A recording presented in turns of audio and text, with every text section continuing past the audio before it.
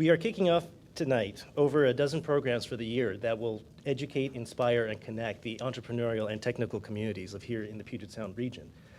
The MIT Enterprise Forum is an all-volunteer, nonprofit organization that is one of 28 chapters across the world. And we are managed by the Technology Review, which is an independent media company owned by MIT that has an audience of over 4 million members, well more than 400. Can we have a quick poll? How many people here are coming to their first event with the MIT Enterprise Forum of the Northwest?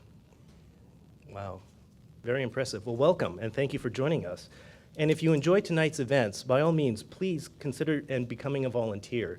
The team here today helped us put this program together of a wonderful panelists and for you to come and be inspired, connect, and educate today.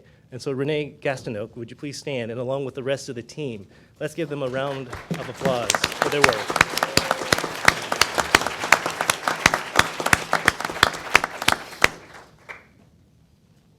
None of these events would also be possible without our sponsors.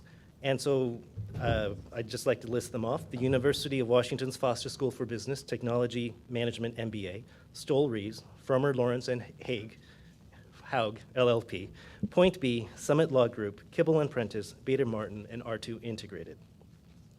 I would also like to draw your attention to page 5 of the program that you have, where you will see some of our upcoming events for the next few months. On October 8th, we will have our Mix and Mingle, where at the Pyramid Ale House in Seattle, where you'll be able to learn about some more volunteer opportunities. And on November 13th, we have the next forum, which is on obstacles and opportunities in education, well, for entrepreneurs in education, that's moderated by Frank Catalano. I'm on that team, and I can certainly tell you, we tried very hard to get the acronym to be EIEIO, but we failed miserably. So you can find more about that program and the rest of our season on our website, www.mitwa.org. And finally, we'd like to invite you to tweet and participate in tonight's program, and the hash is #MIT Forum and @MIT Forum for the rest of the evening. And so without further ado, please join me in welcoming Matt Fixke-Verkerk of Crosscut Public Media. So the stage is now yours. Thank you. Welcome, everybody. Can you all hear me okay? Okay. First, a couple of housekeeping items real quickly. Tonight's session is being videotaped, and the MIT Enterprise Forum intends to post that up on their website at some point. So if we get to the question and answer session and you have a question, wait, are we on? Is that better? A little closer, okay. How's that? When we get to the question and answer session, we'll bring a wireless microphone to you so that your question can appear on the soundtrack for the program. We're really glad you could be here tonight, and we look forward to your input and to your comments. Before we start, a little bit of housekeeping. You should feel free to get up if you need to during the program, refresh your drink. The restrooms are out the door that way. And if you don't mind taking out your cell phone right now, I'll need you to do two things. One of them is turn it on, and then fire up Twitter. And then the other one is just turn the ringer off. Feel free to let your legs buzz as much as you want to during the program. But your AC/DC ringtone is not necessarily anything we need to share tonight. We also have Twitter fall up, and we're monitoring it here. And we also have Lakshmi, who is in the room monitoring it in the back there. She'll be bringing up questions you may choose to tweet during the program. And also, if you have a question but you don't have Twitter, you can see her and jot your question down, and she'll bring them up from time to time. Our topic tonight is social media and democracy. And we may be in the middle of a revolution, or we may not. It depends on who you talk to. But we're certainly in the middle of something big. And we are here tonight to talk a little bit about what it means for our societies to be so dramatically interconnected in real time, as well as what it may do to our politics and our governance. One thing is very certain, and that is that social media is a very large landscape. If you take the user base of the top 40 or so websites across the world, and I'd venture that most of us are on 2 or 3 of these sites, but there's some sites you've never heard of on there that still have hundreds of millions of users in other parts of the world. Total all those user accounts up, and it's about 4.82 billion users. So it's a very big thing that's happening with a very big impact. We just don't really know for sure what that impact is. So we're going to be exploring that tonight. And as evidence that nobody's convinced they have it figured out yet, there's two articles that appeared last year in Foreign Affairs magazine, a month apart. It was a back and forth between Clay Shirky and Malcolm Gladwell about whether social media matters. And in one issue, they said just because innovations in communications technology happen doesn't mean that they matter. And on a month apart, they said the best practical reason to think that social media can help bring political change is that both dissidents and governments think that they can. So two different sides of the same question. We're going to try and tackle some of that giant, expansive topic here tonight. The program's going to be broken into chunks. We're going to start with some one-on-ones with our esteemed panelists, and we'll spend a few minutes with each of them learning a little bit about what they're working on, what they bring to this question, and thinking they've got about some of these issues. And then when we're done with the one-on-ones, we'll be in a roundtable session where we'll be talking between them all, as well as incorporating your questions. And then we'll have a Q&A from the audience to end it at the end. So with that, we'll go ahead and get started. And one way to think about this very big issue is to break it into component chunks. And some of the component chunks are social and media and democracy. The human factors are the social components, and that involves how we relate with each other and how we interact with each other, both in politics and in governance and just between people.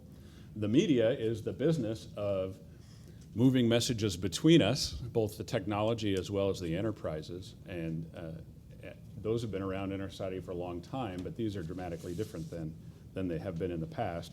And the democracy is really two parts. It's the politics, the getting of the power, as well as the policy, what you do with it once you have it in governance. So those are just some hooks on which we can hang what is parts of what is a very broad discussion. And with that, we'll go ahead and get started. And we'll start with Nathan Daschle, who's traveled out from Washington, D.C. today to be with us tonight. And you may recognize his name. He has a famous relative who is heavily involved in politics. And you have a startup in Washington, D.C. that's trying to do something different. Why don't you tell us about the ruckus you're raising in D.C.? Sure. Well, thanks. It's great to be here. Thanks, MIT Forum, for having me here, and all of you for coming. So yeah, I have a startup company. It's called Ruckus. The website is www.ruck.us. The idea behind Ruckus is to connect politically like-minded people so that they can share ideas and take action. I'll tell you a little bit about how I got in this place. Before I started Ruckus, I was at an organization that's probably the least well-known of Democratic Party committees. It's called the Democratic Governors Association. And I was there for 5.5 years, 4 years as the executive director. And when I left that organization in 2010, I realized that I really did not like being a partisan.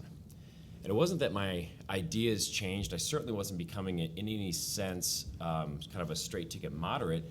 My ideas were kind of the same. I just did not like being a partisan. I didn't like thinking that I had to belong to one team, and I had to always, no matter what, put down the other team.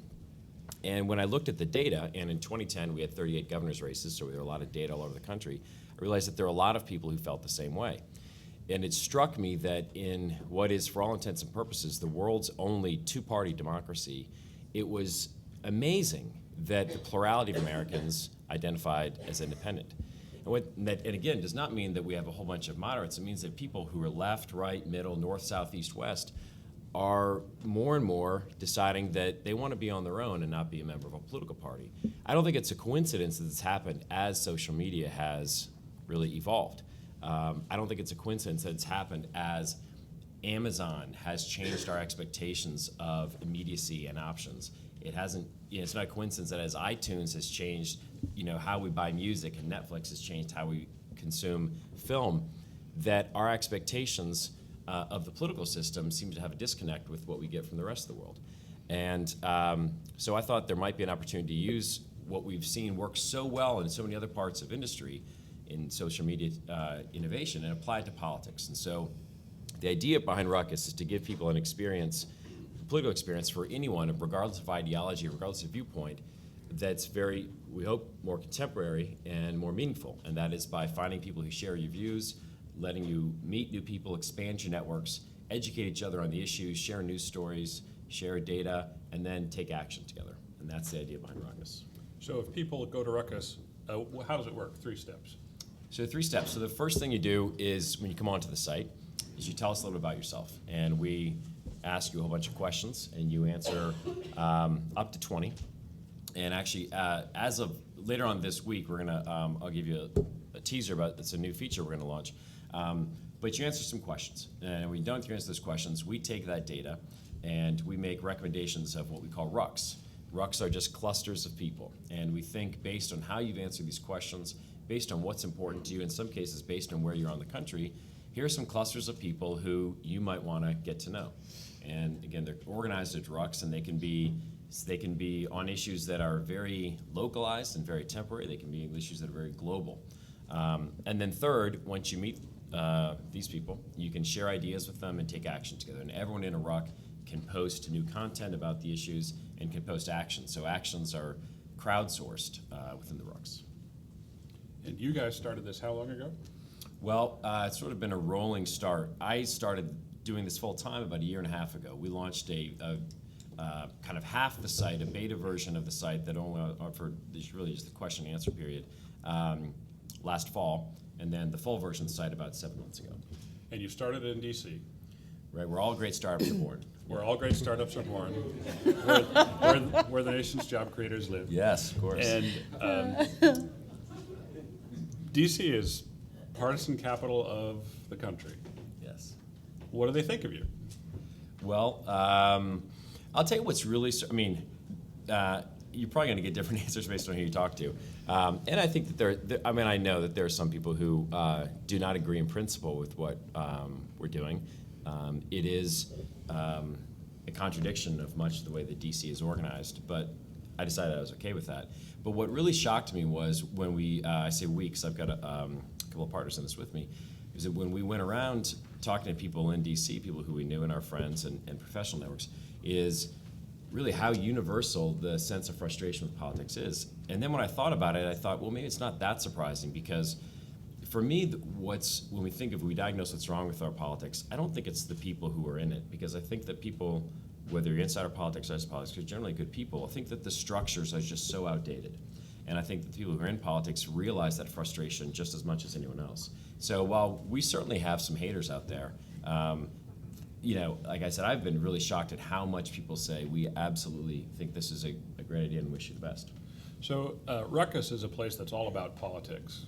Something like Facebook isn't necessarily all about politics. Do you find that people are looking for places to go engage in politics so they don't have to do it in what is maybe their dining room table these days, something like Facebook?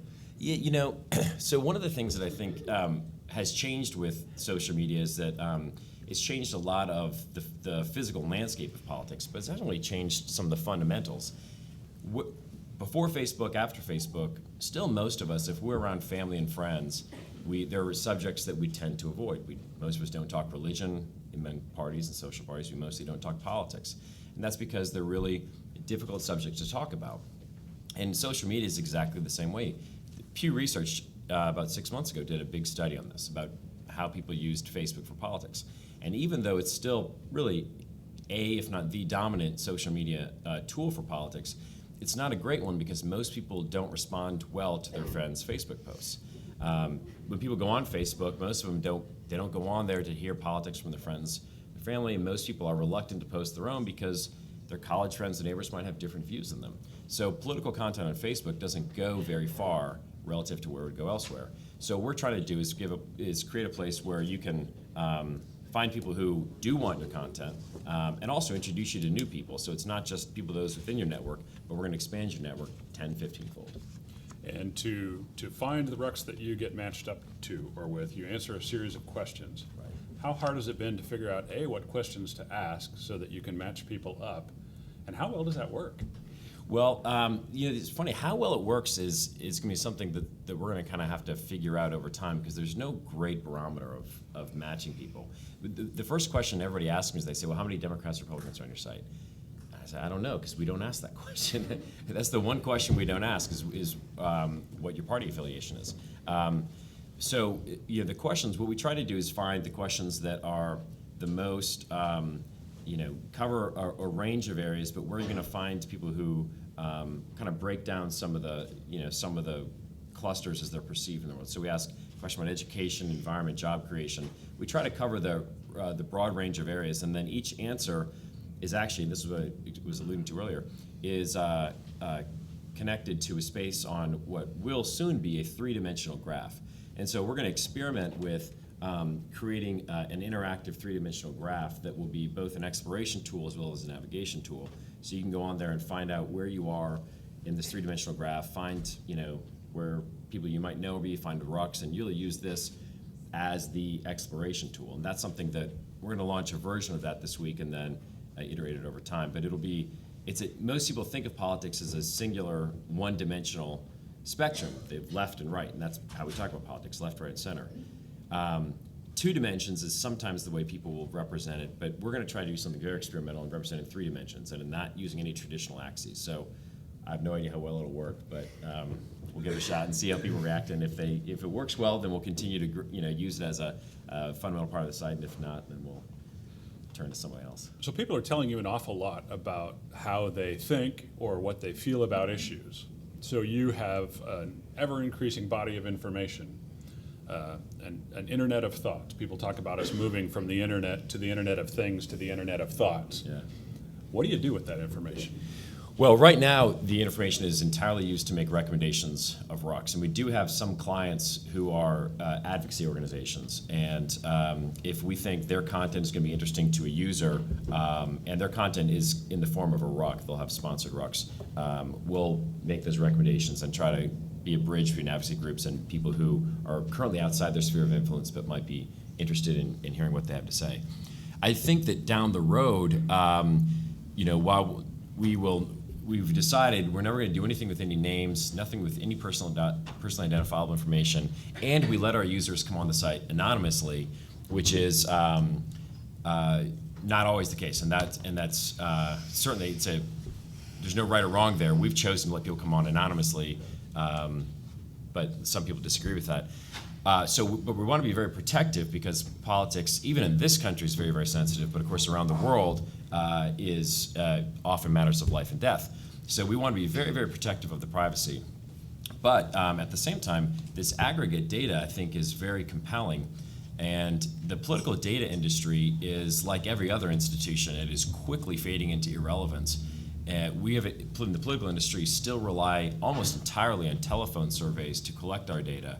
And one of the really cool things about social media technology is that we're collecting all kinds of different data, which I think that if handled well and handled cautiously and carefully but skillfully, we can make politics a lot more tailored for the individual and give.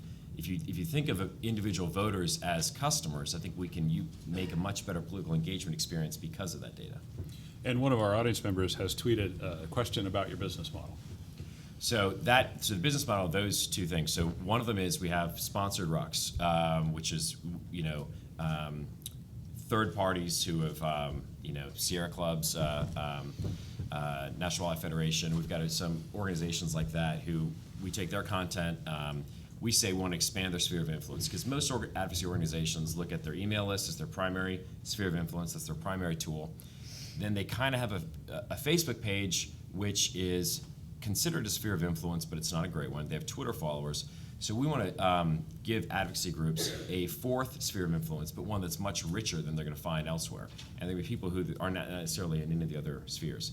Eventually, I think the aggregate data that we collect could have some monetary value in drawing conclusions about where the electorate is, where different segmentations of people are, and we'd like to get into that so long as we could keep the confidentiality secure.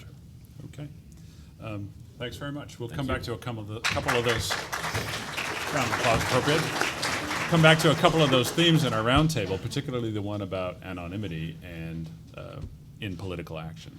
But next, let's go to Joe Mirabella. Joe, when he joined us for the panel, he was with an organization called Change.org, which people may have heard about. And then, most recently, he's transitioned to another organization, allout.org, which he can tell us about also. We're going to ask him to talk a little bit about his experience at Change.org, because most people may be familiar with Change.org, and then we can talk a little bit about All Out as well. So welcome, Joe Mirabella. Thank you. So, as you mentioned, I used to work at Change.org. I spent about a year and a half there as a campaign manager, And if you haven't heard of Change.org before, it's the world's fastest growing social platform where anyone anywhere can start a campaign about an issue they care about. And briefly, you saw a slide up there of Trayvon Martin's family's petition. They used Change.org to draw attention to the murder of their son in Florida after about a month had passed and the local police were not doing anything to help the family. A petition was started on Change.org, which was eventually transferred over to the family with the petition starter's blessing. And then very quickly, their petition began to grow, and to date is the largest petition on the site with more than 2.5 million people. And it was interesting as we were watching this unfold and working with the media, as more and more people signed on to this campaign, the level of attention of decision makers began to change as well. Eventually, President Obama, of course, spoke out about Trayvon Martin, and we all know that his family, achieved the goal that they wanted, which was charges against Zimmerman for the murder of their son and a fair trial about whether or not he's guilty or innocent. And I certainly believe that that outcome wouldn't have been possible without the petition on Change.org and the visual display of millions and millions of supporters behind this cause that inspired the media to pay attention with laser focus and attention, and people talking on Facebook and Twitter and elsewhere about this issue. It was really a viral moment that kept us all up late at night hoping that the outcome was what the family wanted. I recently left Change.org to join All Out to be the director of campaigns. All Out's a little different than Change.org because Change.org will tell you that they're not an advocacy organization, whereas All Out is. I'm not going to apologize about that at all. I'm going to tell you that I am working to decriminalize homosexuality around the world. There are 76 countries where it's still a crime to be gay or lesbian. It's an arrestable offense. In 10 countries, you can still get the death penalty or life in prison for simply being who you are. In the last couple of weeks, I've been helping in Cameroon on a case where a couple was sentenced to 5 years in prison, and the proof of their crime of being gay was that they used quote unquote feminine language, according to the judge, and they admitted to drinking Baileys. Who's had a Baileys before? Guilty as charged. You're all 5 years in prison for you. That's how absurd these are. They're laughable. But the stories aren't getting to the right people. And so at All Out, we're using technology, social media, petition platforms, email campaigns, traditional advocacy on the ground with diplomats and politicians and celebrities, and good old-fashioned storytelling to create change in these countries.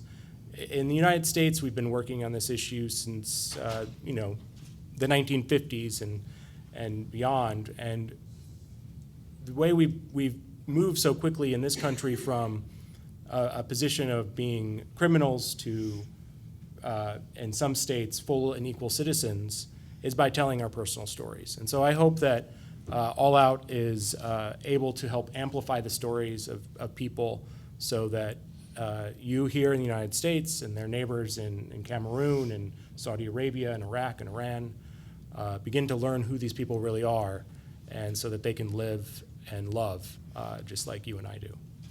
So telling your story is a key social component of social media. As social media multiplies, it's like the cable TV channel problem. There were going to be 500 TV channels and suddenly there was nothing to watch. If there's social media multiplying all over the place, how challenging will it be for us to carve out the time technologically, or the space technologically, or the time in our life to attend to the business of telling and listening and hearing our stories? It's going to be incredibly difficult. I mean, you showed the slide of the top 40 social networks, and it was an aha moment for me that we need to be on all of them. We we need staff and resources to be communicating through all of them. But we also need to be telling stories that are so compelling that really, get at that part of our brain that makes us act and change the behavior that we were having before, to the point where we're all thinking that way, and it just becomes a snowball. The viral effect is one thing that people say, and if your storytelling is so compelling and you get to the right channels and the right speakers, we will all be hearing about it. But it does take finesse, professionalism, knowing the right people to get your story in the right place, having the right coffee with the right reporter who will get your story in the New York Times so the president picks up the issue, for example. It's not always going to be possible for anyone to amplify their story overnight. Sometimes it's going to be deadly for them to. So it takes people that know the ins and outs of these technologies to make it possible. Otherwise, it's going to get lost in the noise. All Out is active all over the world, or aims to be active all over the world. How are the differing cultures, how are cultures different in how they are engaging social media? Where does the United States compare in your experience to some of the places you see elsewhere in the world? And is it categorically different in other places, or just are they at different stages of development in different places around the world?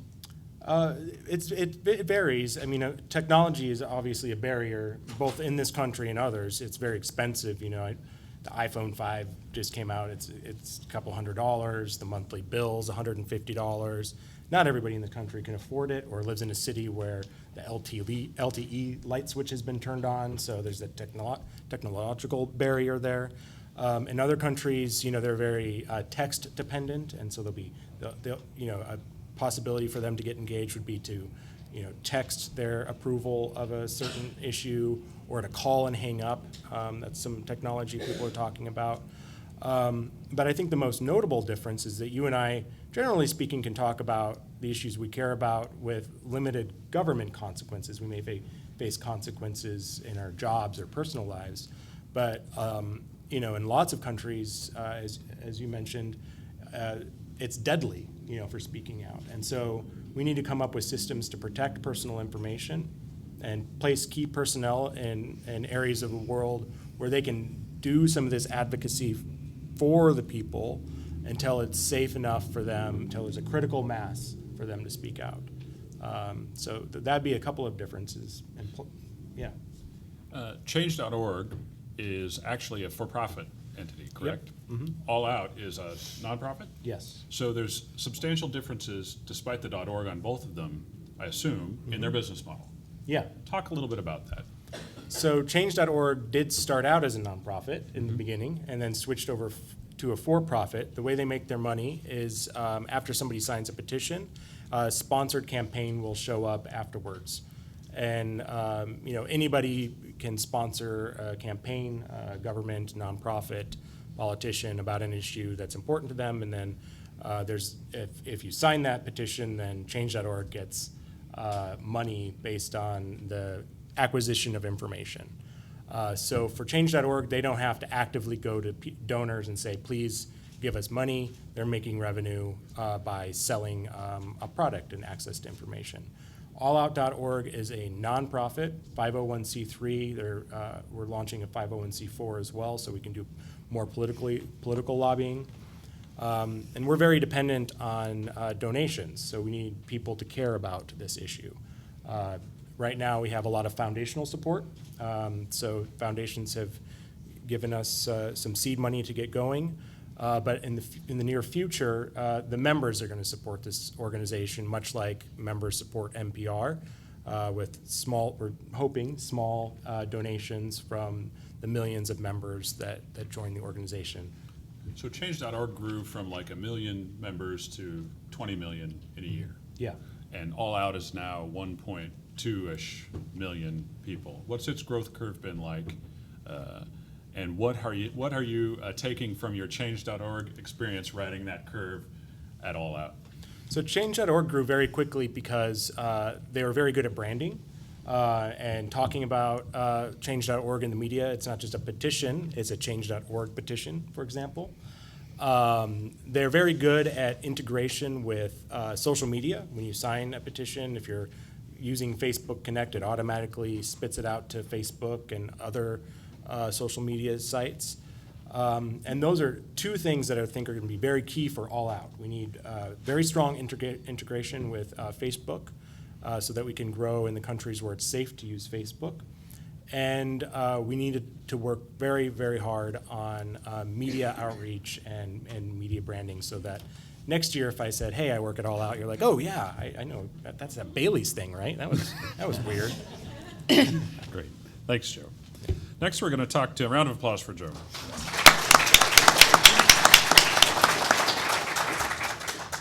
Next, we're going to talk to Anthony Brown, and if I tell you that he's leaving on his honeymoon tomorrow, you know what happened to him over the weekend. Congratulations. Anthony works here in Seattle for a company called Prosodic, and that's on the cutting edge of working with big data, giant data, as well as trying to develop predictive tools in that area. So give us the rundown on what Prosodic is and how it works. Sure. Thank you, Matt. Prosodic, we've been in business for a little over a year, and at Prosodic I am the Senior Director of Product Management, so as several of you would understand, I'm responsible for the product vision, currently our engineering team, and just making sure that the features and functionality of our tool set are systematized and match the needs of the market and opportunities within, in this case, social media and the data that is available at large. Our vision is really much different than most of the other startups that are here in the Seattle space, or often, even in San Francisco, or in this case, Washington, D.C., as Nathan's company is.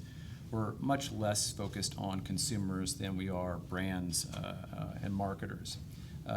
So our vision is really to deliver a standard approach for brands and marketers to engage with audiences in real time via social media. And we've developed a number of algorithms, oftentimes inference-based algorithms that are helping predict some of those things in terms of the volume of audiences that exist for a specific brand or a politician or whatever the brand page, the Twitter handle, or other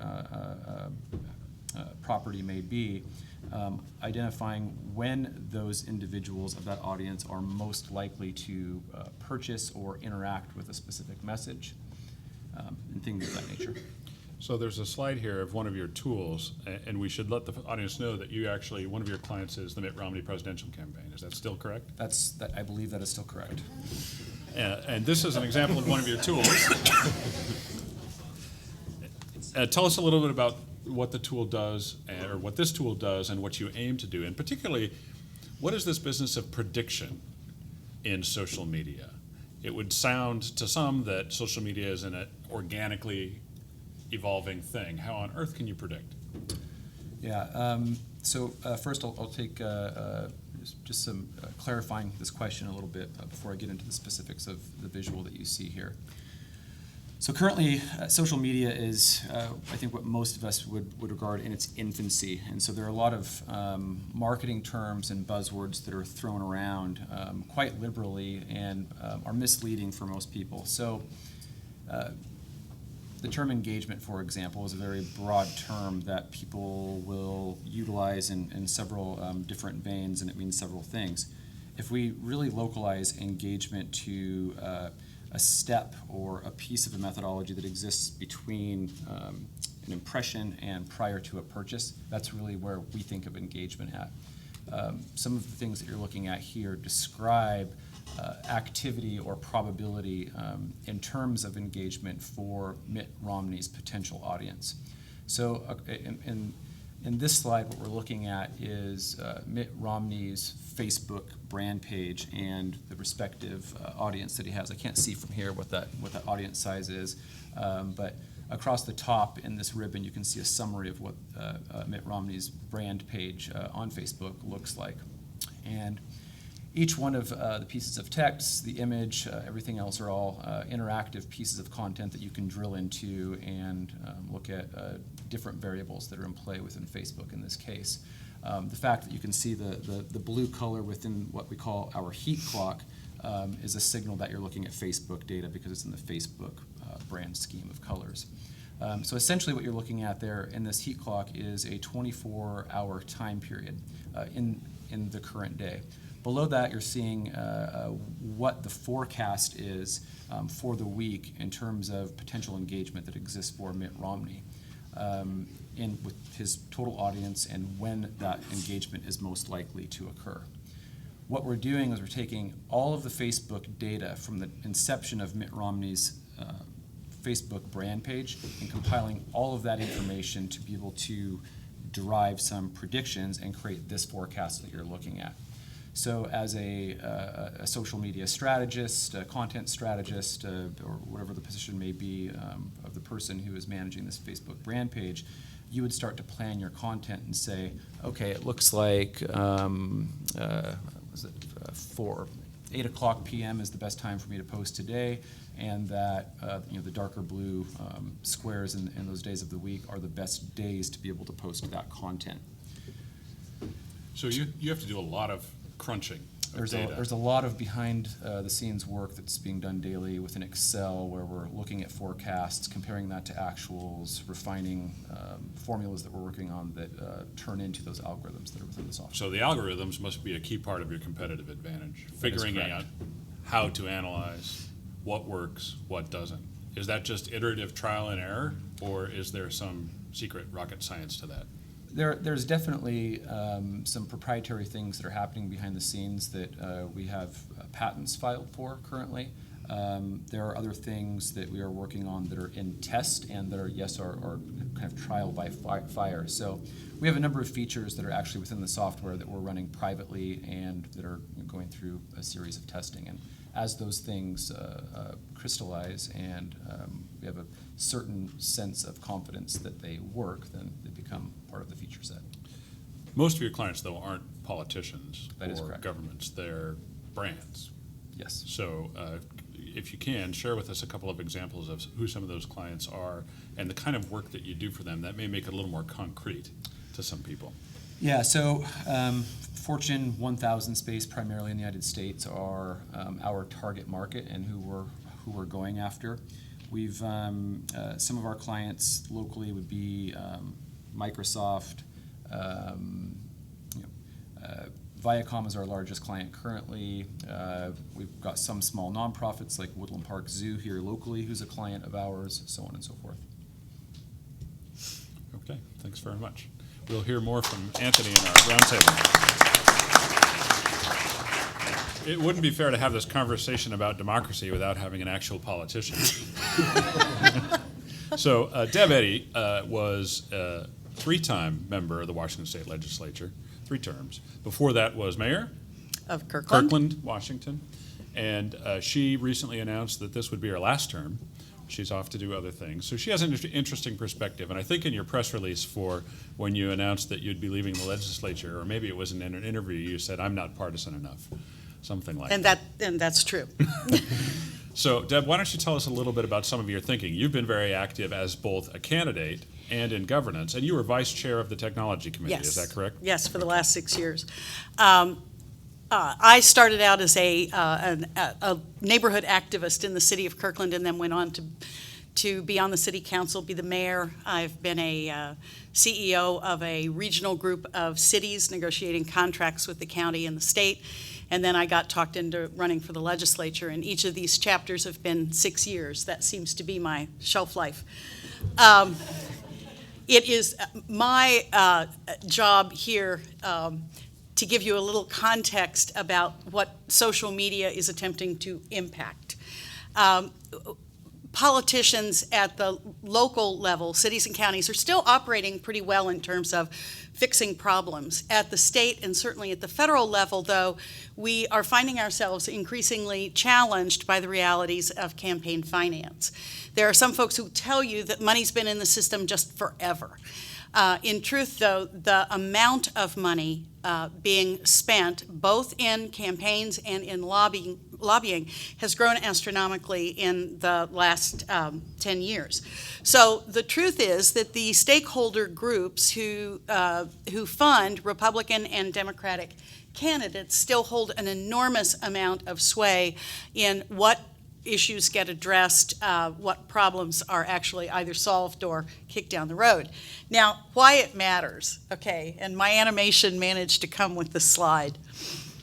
This is a picture of the Washington State Senate for 2012, and you will see that the division, we had 27 Democrats and 22 Republicans. Some of you who follow these matters may recall that we had a ninth order procedure over the state budget. 3 Democrats moved over and voted with the Republicans. If you were a centrist or moderate, you considered this to be an act of great courage in bringing some prudence to our state budget. If you were Democratic leadership, it was treason. And we discovered that some of the moderates in the state Senate who went on to run for office this past year discovered that the Democratic campaign funding money was not available to them at all.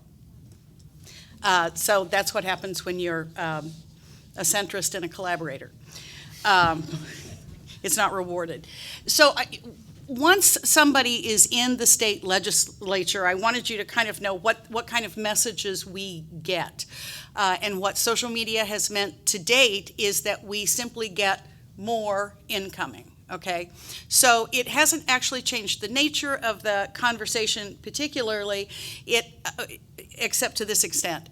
All of our legislative aides and our communications people know how easy it is for stakeholder groups to now post an email link or to send out a broadcast email. And so I would like to tell you that this changes votes, but I have to tell you, no, it seldom does, which is why the work that these guys are doing makes all that much more difference. It simply does affirm the status quo. Now, outbound. This is where it kind of gets interesting, because in the state of Washington, we have a limit on how we can use the information that is developed for us by state resources, state personnel. What this means is that for any of us that are tech savvy, we've moved over and created our own platforms. And you will see here I superimposed this little blurb on top of a SlideShare account that I have where I actually will put these slides up later tonight. But I posted there back in March an explanation of that, either act of courage or act of treason. And I will tell you that I got probably the best feedback that I had gotten from any of my other postings, because to talk about what happened in that budget fight was completely inexplicable to most of the public. If you reduce it to little stick men, people get it. What I will try to bring tonight to you is what I think is the enormous potential of social media to change the decision-making paradigm. While right now the campaign funders still hold sway, the efforts of these guys and other technology innovators, I think, offers a chance to do some new stuff. Some of the stuff I think we're going to try to work on at the state level is to find a trusted convener. The stakeholders are actually interested in this because they don't want to end up as paralyzed as the federal government.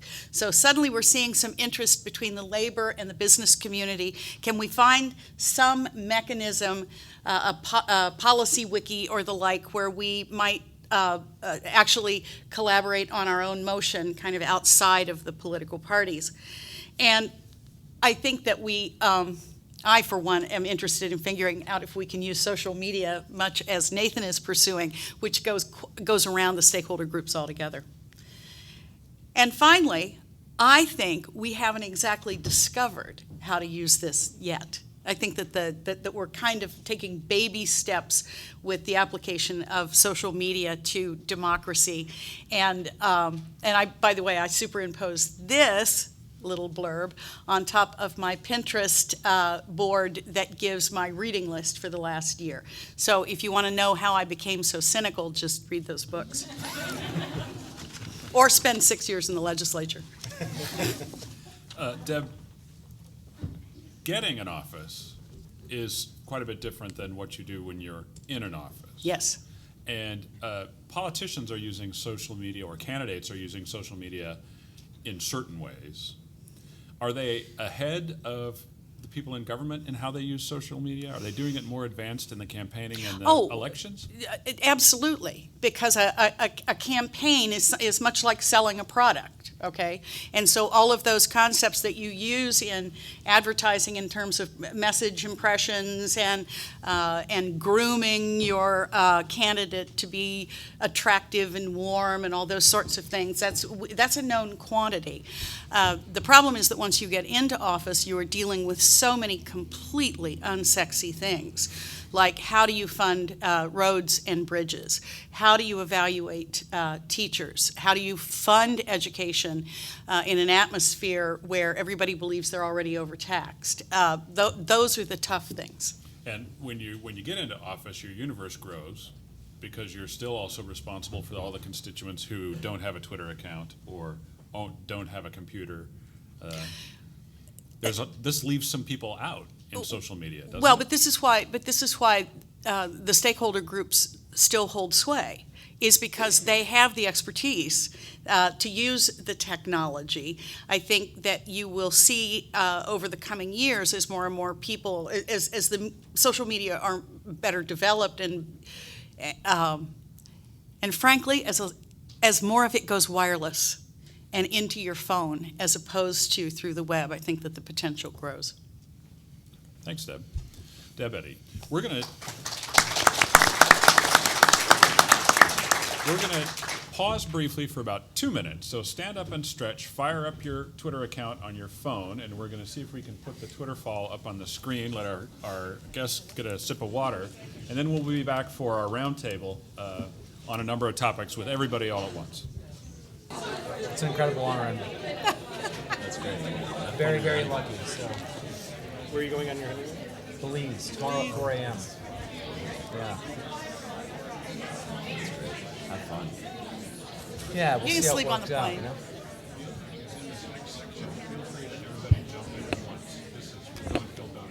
Okay. Don't feel like you have to pause and wait and talk one at a time. Okay.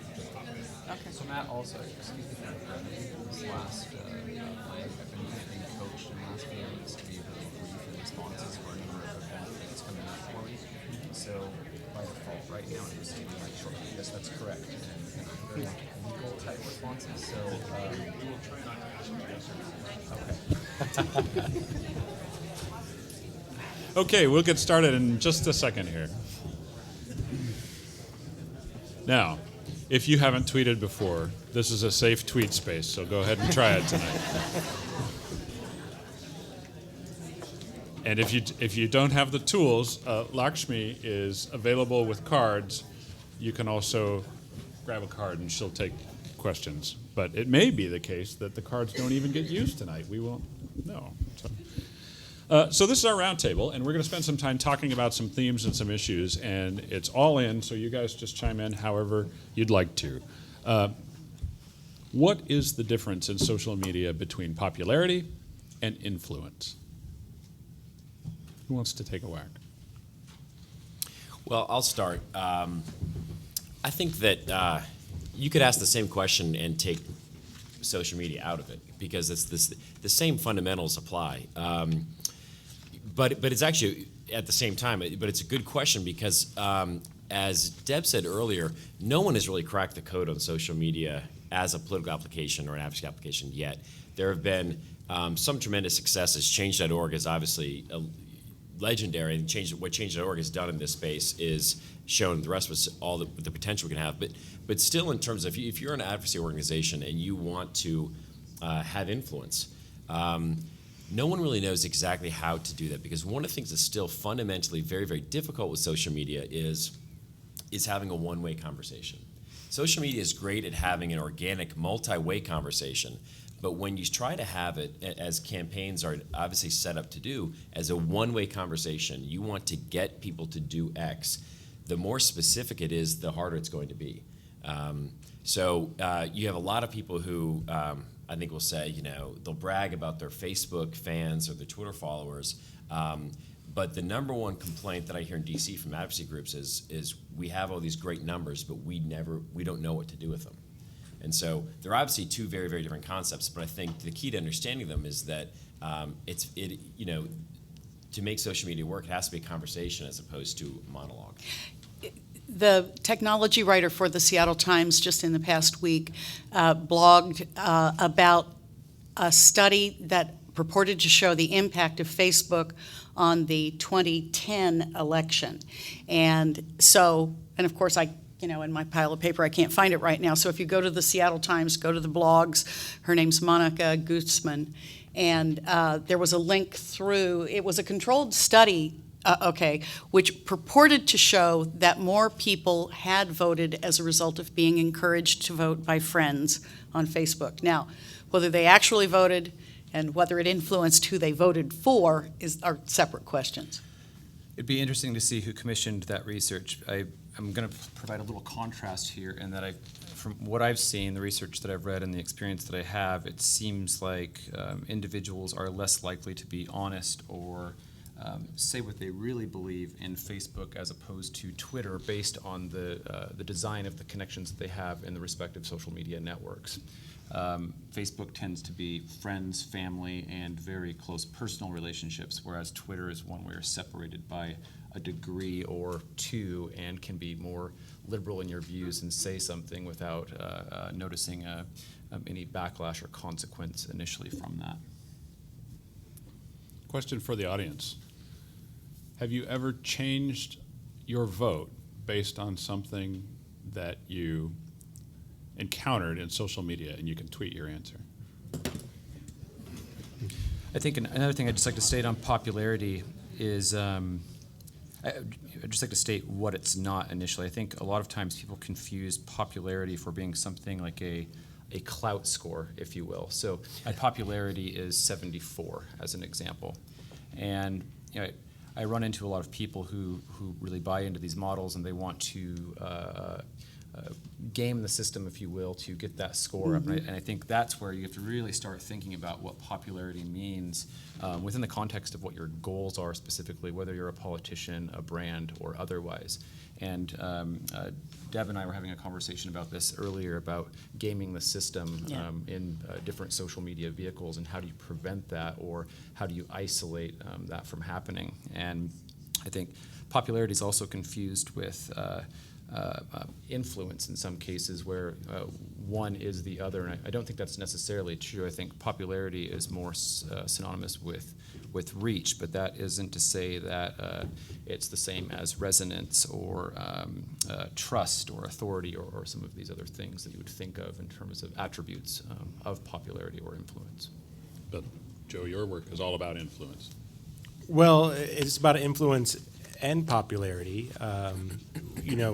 There could be there's 15,000 petitions started on change.org a month, most of whom you've never heard of. A handful of those win on their own, and then others, are injected with intense popularity so that they can have influence. So I think sometimes they do go hand in hand.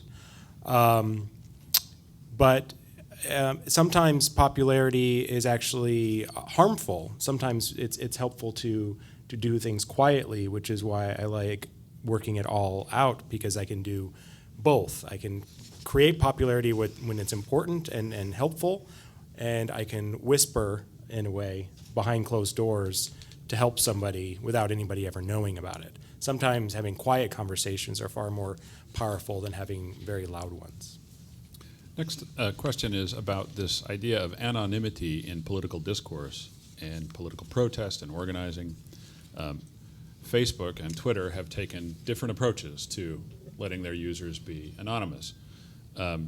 What is the role of anonymity, or what should the role of anonymity be in social media, particularly in a political or a protest arena?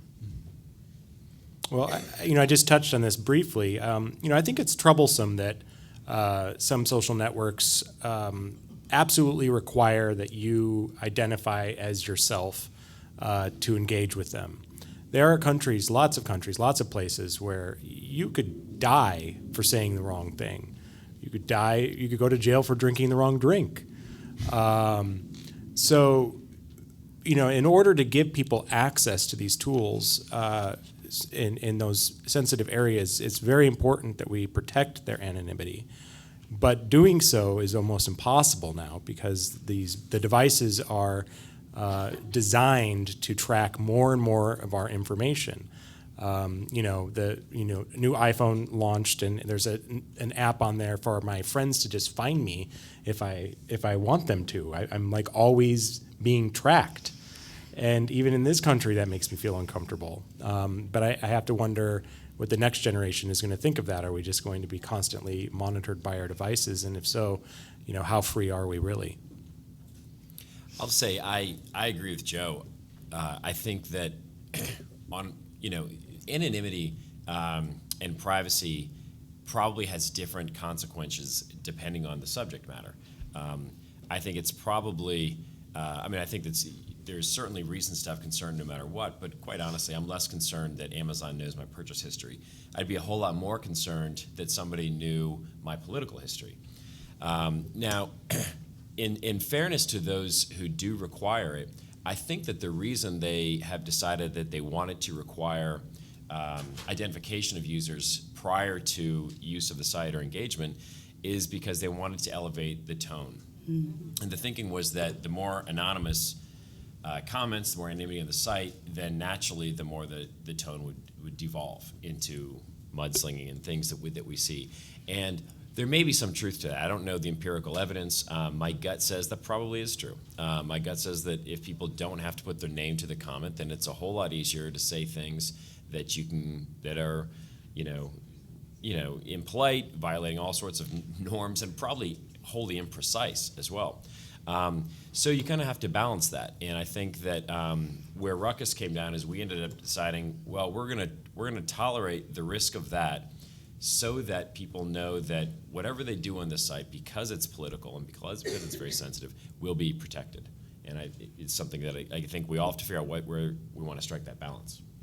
In terms of actually impacting policy, the anonymity hurts, okay? I'm defending it for all the reasons you guys have said, but the utility, for instance, of the commentary that's posted on the Seattle Times, on Publicola, one of the very first conservative blogs, Sound Politics, went in the tank so fast in terms of the quality of the commentary. And Nathan, I think there probably is empirical evidence about the tone. So I think it's absolutely necessary in order to keep opportunities open that sites have that ability, that we don't interfere with that.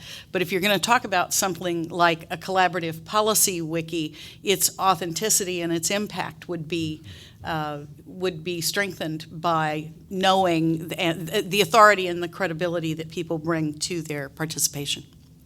I'll add one thing that might push back a little bit on that, because I think that you're right that those in office absolutely want to know if the messages they're getting are from actual people in their districts. And it's very, very valuable, and there are companies that do this and do this very successfully. It's very valuable for members of Congress, members of state legislature, or any governmental body to know where those messages are coming from, so that they can, frankly, filter out ones that are in their district and give greater priority to those that are. On the other hand, one of the best and most successful political tools we still have today is just simply making noise. Noise, to me, in my view, and Joe might have a different view, I think is what Change.org has done so successfully. It's making noise.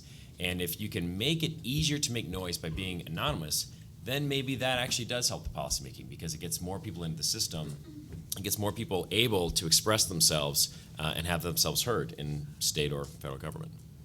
Yeah, Change.org definitely does make noise, but they also target emails directly to members of Congress, to their district. So it's both. But at the same time, as important it is for people to be anonymous, especially in these sensitive countries, it's also important for people to speak out en masse. Maybe there's safety in numbers, and that's what we had to do in this country in the 1950s, where we were arrested and fired, and still are fired in 30 states in this country. for being gay and lesbian, is to come out. And the more we came out, and the more we told our stories, and the more we were brave and made sacrifices, sometimes our lives, the more that hearts and minds began to change. So it's a tricky balance between protecting anonymity and also coaching people to be brave. Social media requires technology for the participant. It requires big technology for people who are trying to crunch the big data. Are we raising or lowering barriers to participation by putting this sort of big technological hurdle between people and entities like governments, in the sense that you used to get a group together, write some postcards, lick some envelopes, and you'd have a political cause. But now it's almost like you have to be capable at a technical level of skill. And certainly if you want to manufacture a campaign and you have access to big resources, you can do that much faster. And you can understand the complexity of it, and you can figure out how to write an algorithm to end up with 100,000 likes on Facebook in a way that an ordinary citizen may not have access to. So are barriers going up or coming down? They'll go up and then they'll come down. I mean, when you think about any innovation over the last, 2,000 years, I mean, think about the printing press. The first couple were, high-end items. And, having a book in your house was a big deal. And, when they translated the Bible into English, that was a big deal. But it didn't exactly, overthrow the government. It took a while. So I think you're quite right that there's, so many of my constituents do not have a clue. But over time, they will.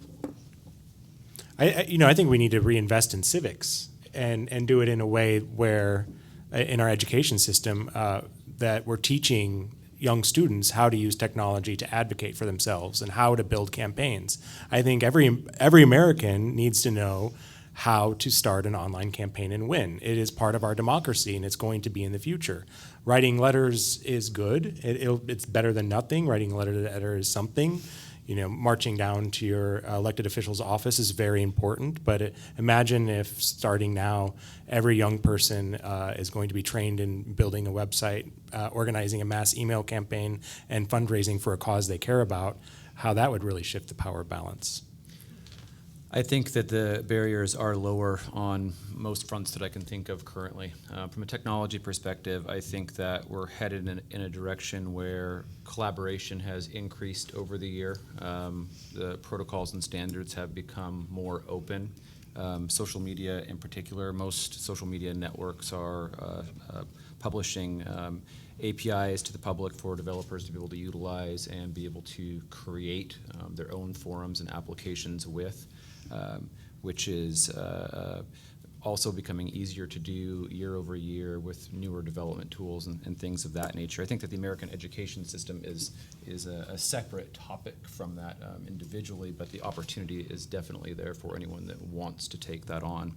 And that from the perspective of whether a company, an individual, or anyone else can develop an algorithm per se, that algorithm at the end of the day through a social media network is really the ability to tell a story and connect with people independent of the technology, the channel, or the medium. One other way we can look at this is by looking at how difficult it is for someone to run for office. And while I don't think we're there yet where it's dramatically easier, I think that 5 years from now it will be dramatically easier, because there are a lot of companies that are doing things now that make running for office just so much simpler. And you don't have to be rich. You don't have to have all these expensive tools. There are sites now that making fundraising for campaigns easier than ever before. There are targeting mechanisms that make you reach exactly the right voters and so much more cheaply, so much more easily than ever before. And so, when you look at what we spend money on running for office, it's still broadcast television, which is the worst advertising media around. And that's still where the lion's share of all campaign dollars go. So I think that, what we're starting to see is that the barriers to entry for people running for office are lowering. They're just starting to be lowered now, but I think a few years from now they'll be lowered dramatically. I have to mention this. During my first run, I couldn't understand why it was that we had to have 15 mail pieces. Sometime during that fall, I finally figured out that the consultant got a piece of every one of those pieces. So whether I needed 10 mail pieces to win or not is an arguable question, but certainly I at least made a couple of car payments. Has anybody figured out how to make money at this yet? Silence. Okay, I think that was crickets. Well, but there's this interface between the business sector and developing these tools, in a way. I mean, there's a reason that most of his clients are brands. I still think the whole Oreo cookie thing is real cool. You should talk about that. Government is a harder, in democracy, so public policy is a much harder subject. That's true. And let me add actually one other thing, which is it's so easy to forget how new this whole thing is. I mean, social media as a term didn't even exist 10 years ago. When you look at the 2008 election was just the third presidential election to even have websites. Mm-hmm. In 2000, Al Gore had a website, which in 2000 was his brochure on the web, and that was it. And they considered that a persuasion tool. So if you wanted to learn about Al Gore, you'd go to algore.com or whatever and find his brochure on the web. In 2004, Howard Dean said, well, we can organize people. So he showed everyone how to raise money online. So raising money online started in 2004. That's the first time when you really showed this could be done. And it was such a radical idea. And then Obama really used social media. The others weren't really social media, but Obama really used social media as both a persuasion and organizing tool. But all this is to say, in terms of making money, there certainly are some companies that I think are going to be very profitable companies in this area. But let's just keep in mind how really young this whole industry is. I think there are certain categories that are doing really well, or industry verticals specifically. I think luxury goods is one that within social media specifically has kind of been a trendsetter and led the way for others experimenting with their respective audiences. And for anyone that follows L2 research out of NYU, they publish reports probably monthly on this subject, and you can see which luxury brands are performing the best and which tactics that they're using within social media, mobile, the web, digital marketing, and the other facets of their online interests. Specifically, I think that within some of the budding interests within social media, like social commerce, as an example, these luxury brands are really starting to emerge and show some promise for the likes of Facebook and or Twitter and being able to generate revenue for their companies. Question from our Twitter fall here is, will we see a third-party candidate win an election based on a social media campaign in the near future? I guess that could be any election. No. And why do you Next. say that?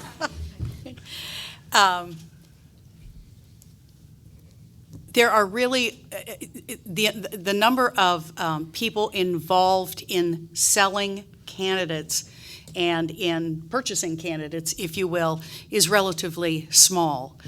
Ross Perot did an incredible job several years ago, and actually Tom Friedman in his most recent book argues that we need that third-party candidate in order to get the parties back to a point of collaboration. You would have to be able to self-fund, Matt, and the only person that Friedman can come up with is Bloomberg, and he's not willing to do it. I think it's much more likely that we'll have an independent than a third party. Our system is structured to have two competing factions, and that's I just don't know how physically a third party could exist. Now they could supplant with other parties, but ultimately we've just built a system that's going to have two competing factions rivaling for a very slim majority. But that's not to say that the parties are always a static entity. They've changed over time. What we've seen over the last 10 years is the number of people who identify as Democrats, Republicans has roughly stayed the same, but independence has grown by 8 points. Mm-hmm. And now it's, as mentioned before, a plurality. I do think it's very possible that we could see an independent, we already have independents at every other level of government. I think it's very possible we could see an independent win the presidency in one of the next couple elections. If I were Mitt Romney, I'd bet you, but I'm not. You'd have to be about $10, Nathan. All right. Could use $10. I think that as a culture, Americans want some type of silver bullet or one easy answer that can be applied to everything. And if we say, oh, if I'm good at social media, then this will happen. Or maybe a decade ago, that answer may have been, well, if I have a website, then everything's going to be okay. And I think out of the dot-com bubble, most of us learned that that really was the equivalent of having an 800 number for your business and not a reason to invest in a company's stock. I think that what we're doing now with social media is a little different than websites in that because of the trials and tribulations of that dot-com era, we're not just looking at having the presence or availability of social media, but the application of that and what that means within the context of culture and having that be part of something instead of all of something. And Deb's right, social media in of itself isn't going to win a campaign. It may help lose a campaign, but definitely not. Well, and one of the things that I have to say this, that if you look at some of the most exciting things that are happening in third world nations in terms of turning away from corruption, or those countries that are becoming more enlightened about LGBT matters, it's usually because the older generation fades away and the younger generation coming up will no longer put up with the corruption or whatever. And being the oldest person on the panel here, I think part of what's going to change is that as more and more tech-savvy young people come into public life, that the patience with this system that we're in right now will begin to erode. Well, I also think we need to work on our media, our national media a little bit. They're so invested in this horse race between two parties that they're narrowing it down to two candidates before we even have a chance at introducing an independent. With that said, I'm sure there's plenty of Republicans who wish there would be an independent that could come in and beat the president this election, but I don't see it happening anytime soon. Well, the media is also being changed by this technology Yes. relatively Yeah. rapidly as well. And we're going to come, before we're done here, the last question we're going to get to in this area is about this election coming up. So we'll all have an opportunity. Several people have given us some good questions about that, and we're going to focus on the election that is now 40 some days away. 44? 40, thank you for keeping track. 44 days away. I think there's an app for that. Yeah, yeah, exactly.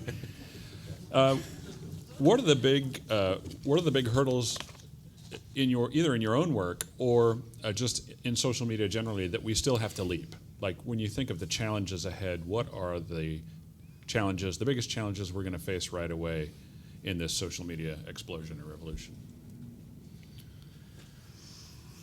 For me, it's access.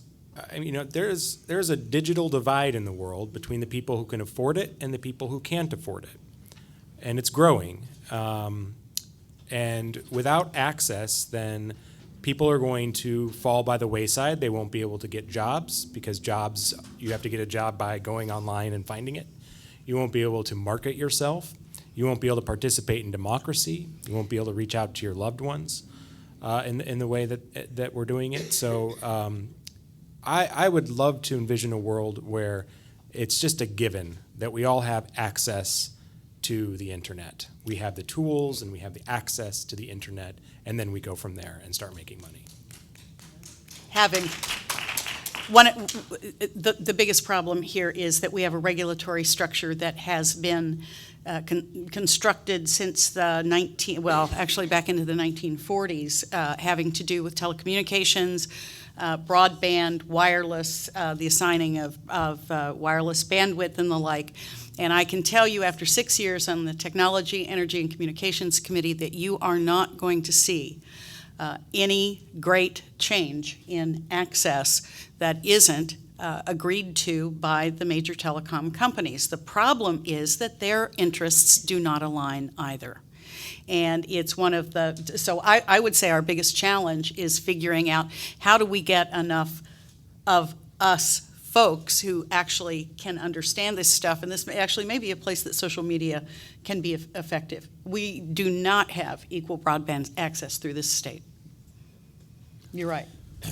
Shim, something again? I was just going to add a really brief comment here. I think that complacency is a large hurdle, and that for if you look at generational divides, or you look at maybe the level of maturity or experience that exists with any specific organization, that if someone's set in their ways and they're used to doing things in a certain way, that changing the way that they do that is often hard to convince them of, and makes them unlikely or unwilling in some cases to use new tools or process. Let's switch to the round where we get to take our gloves off and talk about the election coming up. What are the campaigns doing, and what are they doing differently in social media? And anybody chime in here on this. We have, of course, Anthony's firm is involved with one of the campaigns, but we're all connected to social media, and we look at Twitter and the Twitter political index, and we can count the number of followers a person has. From your points of view, how do the campaigns differ in their tackling of social media? I think President Obama has proven how relevant he is in the moment. During the Republican National Convention, during the Eastwooding incident, his campaign was out within seconds with a joke. In what 10 years ago, it would have taken days and months to vet something like that. But they have the processes in place to produce content, approve it, and distribute it to millions of people. I think it won for him. I think he's doing a fantastic job of taking advantage of Mitt Romney's blunders by taking them and turning them around to wins for him. And he's doing a lot of this through Tumblr and social media and Twitter. And I'm sure you've got data to disagree with me, but that's my... No, it actually agrees with you. Good. Okay, good. That's my... Mine does. Oh, good. That's what I'm seeing. I'm seeing people cheering him on because he's using it so well. Well, but this is back to popularity versus influence or impact. In terms of use of social media, Obama's way, way, way ahead. But what percentage of our population is on Twitter? 12, 15, something like that? So there may be a 20-to-1 disparity on Twitter in terms But of... whether it has an impact or not, it's... How does it play out? Go ahead, Nathan. A quick stat here. I just heard that during the DNC speech with Michelle Obama, that she was receiving 27,000 tweets per minute during her speech, which is a pretty incredible statistic. So, one of the things that I think is very exciting for politics is something that Anthony is doing, which is applying the data to personalize the experience. In my experience, I actually, and maybe this is just bias, because I was with the Democratic Governors Association. I always thought the Republicans are doing it far better than we were. But I'm encouraged that Mitt Romney's using your technology, because there's such resistance in the campaign industry to new technology. And it's frankly because what Deb said earlier, which is, I'll pull the curtain back. The media consultants get a percentage of every buy that goes on television. So the bigger the broadcast, which is the most inefficient medium, the more money that goes in their pockets. The more mail pieces you send out, the more these people are making. Yeah. And in politics, if you think about the attitude, most candidates are going to run for office once, and that's because most candidates lose. Only 20% of candidates will ever win their office, because they usually get defeated in a primary, and then if they win that, they'll go up to a general. So if you're a candidate running for office, you think there's a 1 in 5 chance that you're going to win. Most candidates are very reluctant to try new things. They're very, very risk averse, and so they go back to what's been done over the last 30 years, and they have a lot of consultants who tell them this is what they should do. And so that's why the industry, I think, is such a lagging industry in terms of how we use technology. But I do think that the data piece is very interesting, because in an ideal world, if I were running for office, I would have an individual conversation with each and every one of you about why I'd be the best candidate, because there are going to be different reasons and different things that you're interested in. That's not practical. But if I could take this room and break it down into 15 segments, then I'd probably approximate that pretty well. We try to do this with all kinds of list data that we collect offline, but what social media does, it gives us tons of data. to let me segment out my audiences and have messages that are really, frankly, much more compelling to you as users because I know so much more about you. And I think that, I mean, it's, all these tools can be used for good, they can be used for bad, but I think anything that personalizes the experience in an era like this when politics is so depersonalized is a good thing. Predictions? Obama. Obama? I think that that I would be very, very surprised if Mitt Romney won, and I would love to see. I think it'd be very interesting to have a greater challenge of ideas between the two parties and the two candidates. But for all sorts of reasons, the media, everything, that's not what we're getting. We're getting stories about things that don't really matter, and I just think that whether it's justified or not, Mitt Romney has had a hard time clearing that viability threshold. Mm-hmm. And I think that as a result, it just has not really been a head-to-head presidential competition. So my money's on Obama. Well, from the candidate's point of view, Romney had to run to the right in order to secure the nomination, and thus made himself, I think, a bigger hill to climb. So yes, Obama, clearly. I predict that everybody that follows me on Facebook is going to approve referendum 71 to keep marriage. 74. 74. I've been doing 71 for years. 74. Because they've been following the story that I've been telling them about how much I love my partner Joe and how much we really want to get married. And because I've been personalizing that in such a small microcosm of just the truth, not really a campaign, but the truth, I believe that I've won the hearts and minds of my friends.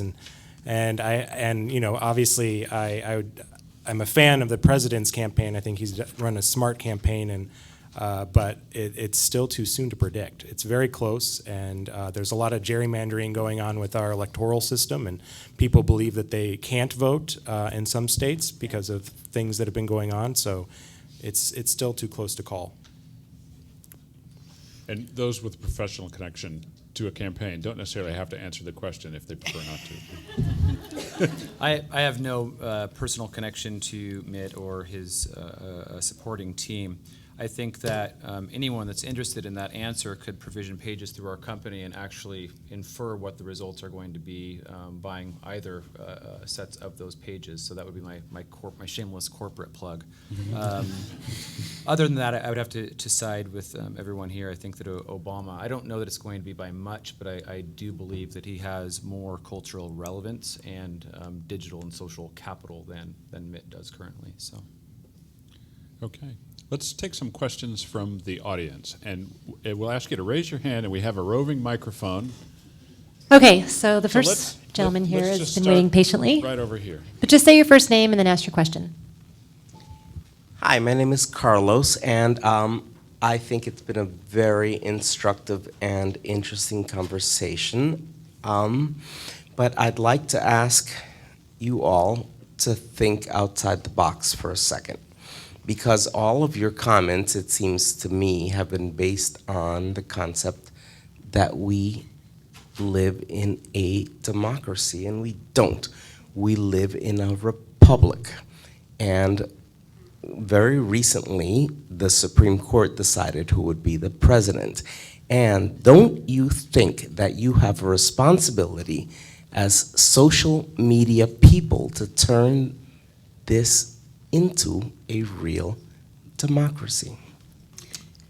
I don't think so, because a real democracy is chaos, if you believe Thomas Jefferson.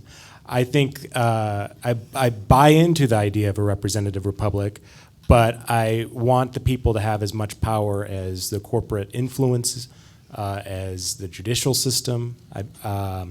And I'm not just thinking in the democratic form, because I'm also working in countries where there's dictatorships, which is a totally different mess.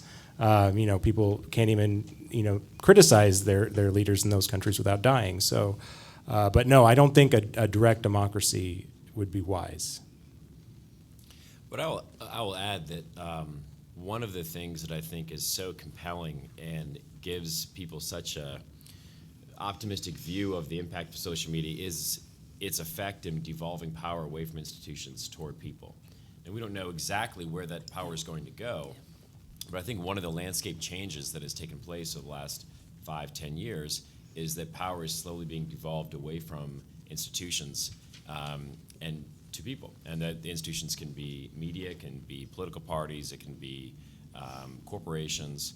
What you're seeing is people more and more they've got tools that were denied them earlier. And again, we don't know what the outcome of this experiment will be, but I think in concept it's a good application. Let's take one more question over in the middle here. Thank you. I agree with the last speaker that it was an excellent panel that you put on. Deb, I noticed that you had a book on your Pinterest, the Lawrence Lessig book, and his point is that politicians spend 30 to 70% of their time raising money to get into office, and that they learn to lean to the green and only work with issues for which they can find funding. And so what I'd like to ask you all is, how do you see social media changing this, given that all these companies at some point are going to need to make money, have a revenue stream of some sort? Isn't the existing revenue stream that is, taking over our airways and our television stations simply going to change where they're putting their dollars into the social media? And tell me a story as how you think it's going to change this position that we have now. Well, in truth, I don't think we know yet. Okay, I mean, this is what I meant about the baby steps, and if you read Lessig's book and Friedman's latest book and the Mann Ornstein book on the dysfunction of Congress, you could get really depressed. Because when you see how much money is sloshing around there and post fairness rules in the national media, how it's become kind of a culture of conflict because we like our soap operas better than we like our documentaries. My hope is that in these experiments, in these trying things out. As I described it to somebody today, I feel like technologically we're throwing spaghetti against the wall to see what sticks. That one of these experiments will begin to hit on taking the ruckus idea and Nathan will keep refining it or somebody else will refine it, and it will suddenly become a vehicle of social contagion. And everybody's got their theory about how that works. Whether it's in small nodules, whether it's in large, far-flung geographic. I don't think we know the answer yet, but I think within the next couple of years that the technology will develop, and frankly, I think we will face some national crises that will catch people's attention. Time for about 2 more questions. Where's our microphone? Question for Nate. I'm wondering if you've noticed, being in DC especially, are any political groups or candidates looking at ruckus as a possible infiltration point to move people into groups that they think could be swayed toward what they're doing as influencers? Thank you for that question. Yes, fortunately for us and our investors, but also I hope that what we're doing is going to have a positive impact. Fortunately for what we're doing, yes, our model is because we are collecting this data and serving as a recommendation engine, that we can take people who aren't necessarily going to hear messages from potential influencers and connect it to. So one of the tricks that's very, very difficult, as many of us have alluded to, is using social media for persuasion. It's a really, really tough thing to do. And I don't know exactly what the answer will be, but I think we can take a step towards solving that problem by bringing people who we know are going to be interested in this type of content. So that's different than people on Facebook. They want political content, they want political actions. And we know from their interests that they're going to be interested in this particular type of content. Connecting those to the organizations out there who are doing that kind of work, I think, is a win for everyone. So fortunately for us, we are working, we just ended a pilot program with 12 groups, and now we're going to expand it to as many as want to sign up, but we're very optimistic about this. One more question? Okay. this may be a little bit off topic or far out. Throughout history, crises have led to political system change. Any hypotheses what crises might elevate social media to be more effective or more mainstream in the political process? Well, I think we're starting to see that in pockets of the world already, where young people have been sort of left behind and don't have access to economic opportunity. In some countries, there's not even enough women for men to marry, so there's sexual frustration, and so revolutions are flaring up to tackle governments that are oppressing those populations. We're obviously watching a civil war in Syria that was sort of a spin-off of a social movement in Egypt, and even going back to the Green Revolution in Iran, which was a Twitter revolution. So I think we're seeing it, and I think the crisis is lack of access to money, which is therefore lack of access to food, and eventually water. I mean, we're facing an enormous water shortage in the world that no one seems to be talking about. Okay, we'll turn it over to Jimmy Gia for a few announcements, but I want to take a moment to thank our panel for joining us tonight. Deb Eddy, Anthony Brown, Joe Mirabella, and Nathan Daschel. And if Jimmy can come up, he has some announcements about upcoming MIT Enterprise Forum events. Thank you for your tweets and your questions, and we hope you have a good evening. Absolutely. Thank you again, and let's give the panelists another round of applause. Yes, Facebook was involved with this University So, of California. as a reminder, the next event is October 8th. It is the Mix and Mingle at the Pyramid Ale House, and then on the 13th, back at the Convention Center on education technologies versus education reform. Are they helping each other or are they hindering each other? So I hope to see you at both of those events. Thank you very much. Thank you.